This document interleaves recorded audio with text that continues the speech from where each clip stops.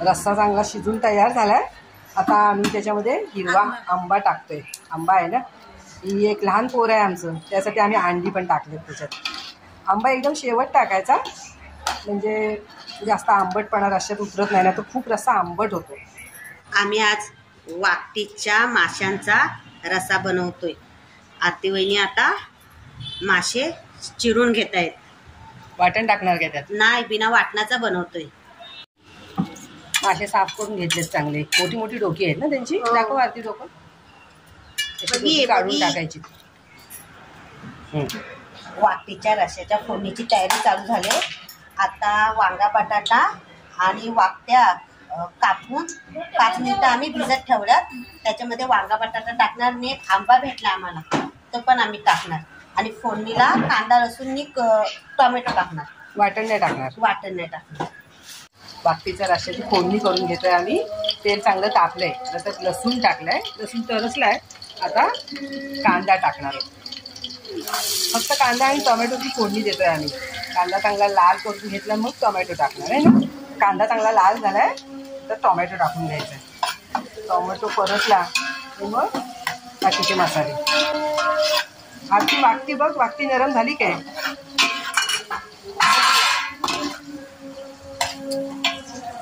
झालं नरम ना? कांदा टोमॅटो चांगला लाल झालाय। आता मसाले टाकून घेणार आहोत त्याच्यामध्ये। हे बेडगी मिरचीचं तिखट आहे, हळद आहे, हा कांदा लसूण मसाला आणि थोडी धणा पावडर। बिना वाटणाचा रस्सा आहे त्यामुळे आम्ही धणा पावडर टाकले, जरा दाटसरपणा येण्यासाठी। आणि वरनं वांगा बटाट्याच्या फोडी टाकून घ्यायच्या। भरपूर वांगा आणि बटाटा। आणि आता वाकटीचा मासा टाकून घ्यायचा त्याच्यामध्ये। परतून घ्यायची, चांगली परतून घ्यायची तेलामध्ये। वरनं वांगा बटाटा टाकून घ्यायचा, एकत्र चांगलं शिजून येतो मिळून। दोघीजणी मिळून करतायत, आरती टाकते आणि शिल्पाबाई मिक्स करतायत।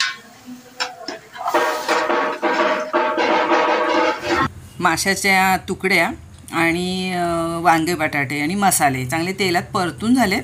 आता जसं हवं आहे तसं त्याच्यामध्ये पाणी घालायचं आहे आणि त्याला एक चांगली दणदणीत उकळी घ्यायची आपल्याला। रश्श्याला चांगली उकळी आले, आता त्याच्यामध्ये आपण मीठ टाकून घेणार आहोत।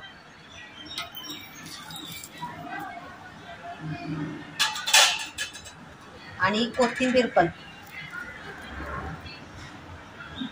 भरपूर सारी कोथिंबीर टाकली। आणि आंबा कधी टाकणार तुम्ही लोक? आंबा उकळी आल्याच्या नंतर, रस्सा शिजल्यावरती। आधी टाकलं तर आंबट होतं, जास्त आंबट होईल रस्सा। आता झाकण ठेवून एक शेवटची उकळी घ्यायची, रस्सा शिजून तयार होईल। हा, का रस्सा शिजून तयार होईल।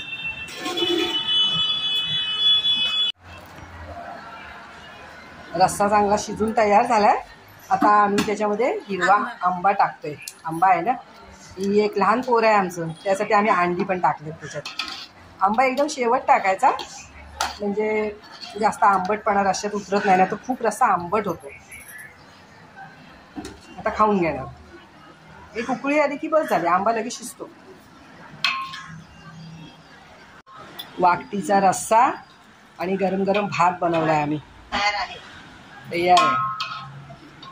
शीतलबाई हलवून बघतायत, मस्त झालाय तयार। वाकटीचे पीस पण अख्खे राहिलेत ना? अख्खे राहिले बघा, मस्त राहिलेत त्याच्यामध्ये।